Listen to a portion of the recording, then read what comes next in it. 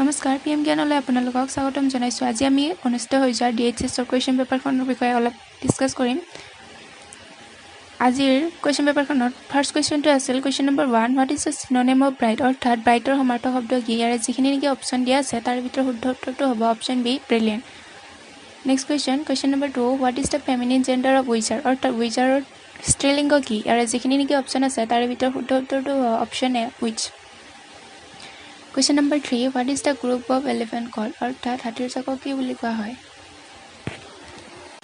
ইয়াৰে যিখিনি নেকি অপশ্যন আছে তাৰে ভিতৰত শুদ্ধ উত্তৰটো হ'ব option D, heart. Question number 4, a person who sells flower is called, অৰ্থাৎ ফুল বেচা ব্যক্তি কি বুলি কোৱা হয়? ইয়াৰে যিখিনি নেকি অপশ্যন আছে তাৰ ভিতৰত শুদ্ধ উত্তৰটো হ'ব option B, florist.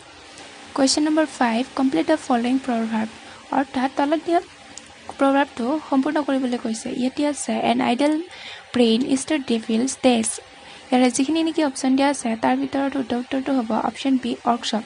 Question number 6, what is the superlative form of sweet, অৰ্থাৎ ছুইটৰ ছুপাৰলেটিভ ফৰ্ম কি? ইয়াৰে যিখিনি নেকি অপশ্যন দিয়া আছে তাৰ ভিতৰত শুদ্ধ উত্তৰটো হ'ব option A, sweetest. Question number 7, what is the past tense of lie, অৰ্থাৎ লাইৰ পাষ্ট টেন্স কি? ইয়াৰে শুদ্ধ উত্তৰটো হ'ব option A, lay. Question number 8, choose the correct verb from the following to complete the sentence, অৰ্থাৎ তলৰ চেণ্টেন্সটো সম্পূৰ্ণ কৰিবলৈ শুদ্ধ ভাৰ্বটো নিৰ্বাচন কৰিবলৈ কৈছে। ইয়াৰে লাইনটো দিয়া আছে Hari and I tech all school friends, ইয়াৰে যিখিনি নেকি অপশ্যন দিয়া আছে তাৰ ভিতৰত শুদ্ধ উত্তৰটো হ'ব option A, are. Question number 9, what is the opposite gender of cob, অৰ্থাৎ কবৰ বিপৰীত লিংগ কি? ইয়াৰে যিখিনি নেকি অপশ্যন দিয়া আছে তাৰ ভিতৰত শুদ্ধ উত্তৰটো হ'ব option B, pen. Question number 10, complete the following sentence with correct determiner, অৰ্থাৎ শুদ্ধ ডিটাৰমিনাৰটোৰে তলৰ বাক্যটো সম্পূৰ্ণ কৰিবলৈ কৈছে। চেণ্টেন্সটো দিয়া আছে প্লিজ গিভ আছ ডেছ হেল্প, ইয়াৰে যিখিনি নেকি অপশ্যন দিয়া আছে তাৰ ভিতৰত শুদ্ধ উত্তৰটো হ'ব অপশ্যন এ, চাম। কুৱেশ্যন নম্বৰ 11ৰ পৰা 20লৈকে মেথছৰ কুৱেশ্যন আছে, সেইখিনি আমি নেক্সট পাৰ্টত ডিছকাছ কৰিম। নেক্সট আহিছোঁ question number 21, what is Arctic tern, অৰ্থাৎ আৰ্কটিক টাৰ্ণ কি? ইয়াৰে যিখিনি নেকি অপশ্যন দিয়া আছে তাৰ ভিতৰত শুদ্ধ উত্তৰটো হ'ব অপশ্যন চি, এ মাইগ্ৰেটিং বাৰ্ড, অৰ্থাৎ আৰ্কটিক টাৰ্ণ হৈছে এটা পৰিভ্ৰমী চৰাই। Question number 22, mount Abu is located in, অৰ্থাৎ মাউণ্ট আবু ক'ত আছে? ইয়াৰে যিখিনি নেকি অপশ্যন দিয়া আছে তাৰ ভিতৰত শুদ্ধ উত্তৰটো হ'ব option D, the Aravallis. Question number 24, what is the capital of Taiwan, অৰ্থাৎ টাইৱানৰ ৰাজধানী কি? ইয়াৰে যিখিনি নেকি অপশ্যন দিয়া আছে তাৰ ভিতৰত শুদ্ধ উত্তৰটো হ'ব অপশ্যন বি, টাইপে। Question number 24, what is the currency of Kuwait, অৰ্থাৎ কুৱেইটৰ মুদ্ৰা কি? ইয়াৰে যিখিনি নেকি অপশ্যন দিয়া আছে তাৰ ভিতৰত শুদ্ধ উত্তৰটো হ'ব অপশ্যন বি, ডিনাৰ। আপোনালোকে জানি চোৱা ভাল হ'ব যে কুৱেইটি ডিনাৰ হৈছে সকলোতকৈ মূল্যৱান মুদ্ৰা, অৰ্থাৎ বিশ্বৰ ভিতৰতে সকলোতকৈ মূল্যৱান মুদ্ৰা।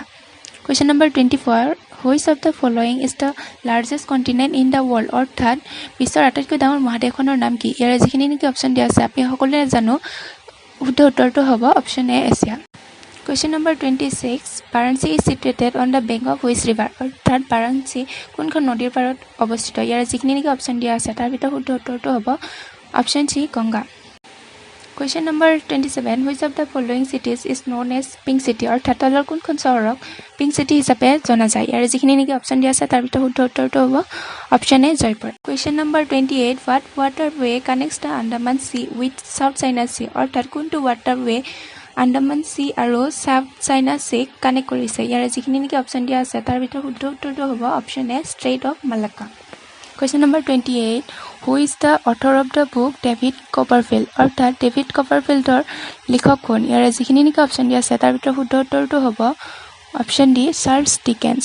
Question number 30, which of the following sports associated with Santosh trophy, অৰ্থাৎ তলৰ কোনটো খেল সন্তোষ ট্ৰফিৰ লগত জড়িত? ইয়াৰে যিখিনি নেকি অপশ্যন দিয়া আছে তাৰ ভিতৰত শুদ্ধ উত্তৰটো হ'ব option A, football. Question number 31, Avesta is the holy book of which religion, অৰ্থাৎ অৱেষ্টা কোনটো ধৰ্মৰ গ্ৰন্থ?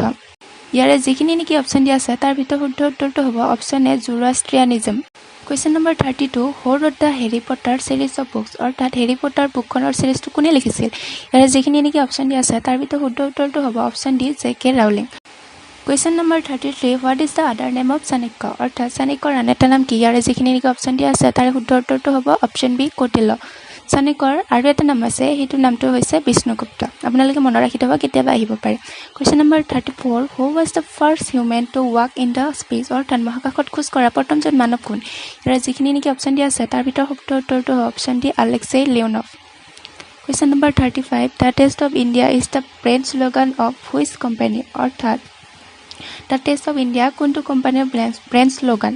ইয়াৰ যিখিনি নেকি অপচন দিয়া আছে তাৰ ভিতৰত শুদ্ধ উত্তৰটো হ'ব অপচন সি আমল Question number 36. How many Lok Sabha members represent Assam in the Indian Parliament? অর্থাৎ ভাৰতীয় সংসদত কিমানজন লোকসভা সদস্যই অসমক প্ৰতিনিধিত্ব কৰে ইয়াৰ যিখিনি নেকি অপচন দিয়া আছে তাৰ শুদ্ধ উত্তৰটো হ'ব option B 14 Question number 37. What is the headquarters of the International Labour Organization situated? অর্থাৎ International Labour Organization or headquarters ক'ত অৱস্থিত ইয়াৰ যিখিনি অপচন দিয়া আছে তাৰ ভিতৰত শুদ্ধ উত্তৰটো হ'ব option C Geneva Next question number 36. Who among the following was the founder of slave dynasty in India? অর্থাৎ ভাৰতত slave dynasty প্ৰতিষ্ঠাপক কোন ইয়াৰ যিখিনি নেকি অপচন দিয়া আছে তাৰ ভিতৰত শুদ্ধ উত্তৰটো হ'ব option C Qutubuddin Aibak Question number 39. Who among the following was the son of Emperor Babur? অর্থাৎ সম্ৰাট বাবৰৰ পুত্ৰৰ নাম কি আছিল ইয়াৰ যিখিনি নেকি অপচন দিয়া আছে তাৰ ভিতৰত শুদ্ধ উত্তৰটো হ'ব option A Humayun Question number 40. Jallianwala Bagh massacre took place in which of the following city? অর্থাৎ জালিয়ানৱালা বাগৰ গণহত্যা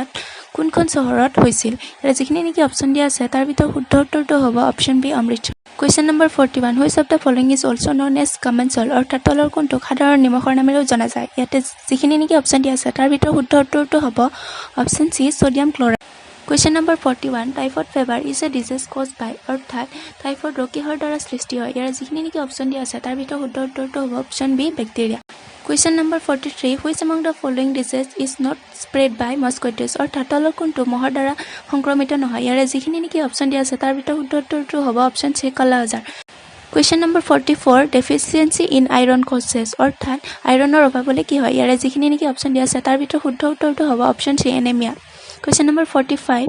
Deficiency in which hormone leads to diabetes mellitus অৰ্থাৎ কোনটো হৰমনৰ অভাৱত ডায়াবেটিস ৰোগ হয় ইয়াৰ যিখিনি নেকি অপচন দিয়া আছে তাৰ ভিতৰত শুদ্ধ উত্তৰটো হ'ব option A insulin Question number 46. Which of the following is an antibiotic? অৰ্থাৎ তলৰ কোনটো এটা এন্টিবায়োটিক হয় ইয়াৰ যিখিনি নেকি অপচন দিয়া আছে তাৰ ভিতৰত শুদ্ধ উত্তৰটো হ'ব এৰিথ্ৰমাইচিন Question number 47. Mitochondria are present in which part of the cell? অৰ্থাৎ কোষৰ কোনটো অংশত মাইটোকন্ড্ৰিয়া অৱস্থিত ইয়াৰ যিখিনি নেকি অপচন দিয়া আছে তাৰ ভিতৰত শুদ্ধ উত্তৰটো হ'ব option C cytoplasm Question number 48. The force acting on unit area of surface is called ইয়াৰ শুদ্ধ উত্তৰটো হ'ব option C pressure Question number 49. Which of the following produced by a vibrating diaphragm? অৰ্থাৎ ভাইব্ৰেটিং ডায়াফ্ৰাগমৰ দ্বাৰা কোনটো উৎপন্ন হয় ইয়াৰ যিখিনি নেকি অপচন দিয়া আছে তাৰ ভিতৰত শুদ্ধ উত্তৰটো হ'ব option B sound wave Next and last question number 50. Deficiency in vitamin A causes অৰ্থাৎ ভিটামিন এৰ অভাৱত কি ৰোগ হয় ইয়াৰ যিখিনি নেকি অপচন দিয়া আছে তাৰ ভিতৰত শুদ্ধ উত্তৰটো হ'ব